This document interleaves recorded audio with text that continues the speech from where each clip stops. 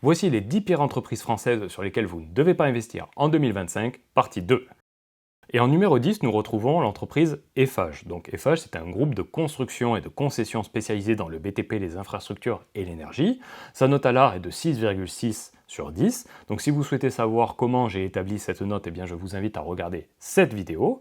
Et donc sur les 10, 5 et 3 dernières années, nous remarquons que sa santé financière s'améliore. Sa rentabilité, donc c'est les résultats nets après impôt divisé par son chiffre d'affaires, est de 5% en moyenne entre 2014 et 2023. Donc moi, je n'investis que dans les entreprises qui ont plus de 20% par an en moyenne, et on remarque que sa rentabilité est de 5%, ce qui est assez faible. Et son endettement, donc c'est sa dette à long terme divisée par ses résultats nets après impôt, est de 17 ans. Donc moi, je n'investis que dans des entreprises qui ont moins de 1 an, donc ça veut dire dans quelle mesure ils arrivent à rembourser leur dette rapidement. Eh bien, leur dette est de 17 ans en moyenne, ce qui est assez élevé. Sa performance en bourse est de 82% sur les 10 dernières années, ce qui représente en moyenne à peu près 6,2% par an, ce qui est assez faible. En numéro 9, nous retrouvons bioMérieux. Donc, c'est une entreprise spécialisée en diagnostic in vitro pour la détection de maladies infectieuses.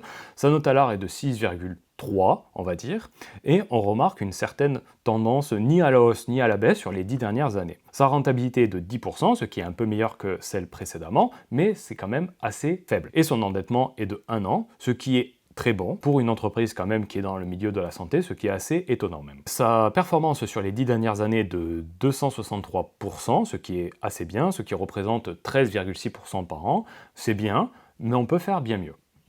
En numéro 8, nous retrouvons Dassault Aviation. Donc c'est un constructeur aéronautique produisant des avions militaires et d'affaires. Sa note est de 6,2. Et ce qu'on peut remarquer, c'est que pareil, il n'y a pas de tendance ni à la hausse ni à la baisse sur les 10 dernières années. Sa rentabilité est de 9%, ce qui est correct, mais on peut faire mieux. Et son endettement est de 2 ans, ce qui est assez bon aussi, pareil, pour un constructeur d'avions. Sa performance est de 245% sur les 10 dernières années, ce qui représente à peu près 13% par an. C'est moyen, c'est bien, mais on peut faire beaucoup mieux encore avec votre argent. En numéro 7, nous retrouvons Bouygues. Donc Bouygues, c'est un groupe industriel diversifié opérant dans la construction, les télécoms et les médias. Ils ont 40% de TF1, si vous ne le saviez pas. Eh bien, sa note est de 6,1. Nous remarquons qu'il y a une certaine amélioration sur les 10 dernières années, mais sa rentabilité quand même est de 3% en moyenne, ce qui est assez faible, et son endettement qui est de 7 ans, ce qui est assez élevé. Sa performance sur les 10 dernières années est de moins 6%, donc ce qui représente moins 1% par an en moyenne, ce qui est assez faible. Et donc, même si sa performance, sa santé financière s'améliore, sa rentabilité et son endettement est toujours assez mauvais. C'est pour ça qu'en bourse, elle n'est pas très bonne et ce n'est pas une entreprise sur laquelle vous devez investir. En numéro 6, nous retrouvons Vivendi. Donc, c'est un groupe spécialisé dans les médias, le divertissement et la communication. Donc, c'est Canal+, Universal Music et Havas. Havas est un groupe publicitaire. Et sa note à l'art est de 6,1. On remarque une certaine tendance négative, une certaine tendance baissière dans sa santé financière sur les 10 dernières années. Sa rentabilité est de 11%, c'est bien, mais on peut faire bien mieux. Et son endettement est de 4 ans, pareil, c'est assez bien, mais on peut faire beaucoup mieux. Sa performance sur les 10 dernières années est de 62%, ce qui représente à peu près 5% par an en moyenne. C'est une entreprise sur laquelle vous ne devez pas investir, car on voit que sa santé financière se dégrade sur les 10 dernières années, et on remarque qu'en bourse, elle vivote. Donc ce n'est pas une entreprise sur laquelle vous devez investir. Mais avant de vous partager le top 5, eh bien, je voulais vous partager ma performance en bourse depuis que j'investis en mai 2021.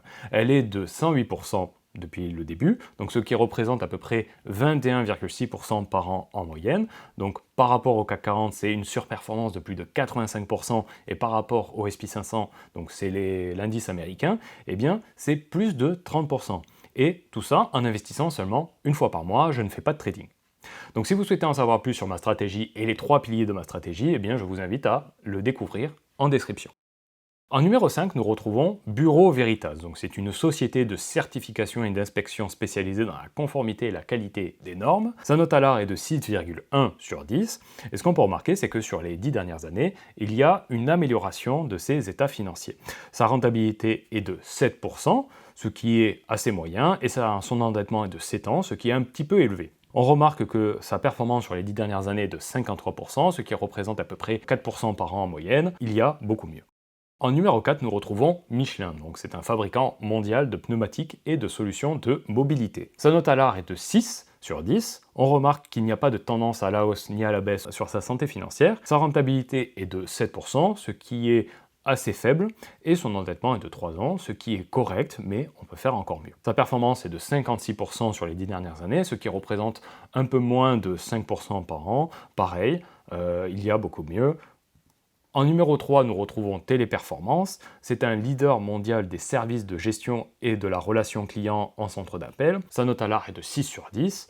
On remarque une petite amélioration sur les 10 dernières années. Sa rentabilité est de 7%, encore une fois. Là, on peut dire que c'est pareil, c'est assez faible. Et son endettement est de 5 ans, c'est assez élevé aussi. Là, par contre, on remarque que sa performance sur les 10 dernières années est de 46%, avec quand même un pic qui a été assez élevé en 2021 et une très grosse descente depuis 2021. Donc encore une fois, quand on regarde sa santé financière, on remarque qu'il y a une petite amélioration, mais quand on regarde sa rentabilité, son endettement, ce n'est pas une entreprise sur laquelle il faut investir, pareil, parce que ce n'est pas une entreprise qui risque de se redresser encore dans les prochaines années.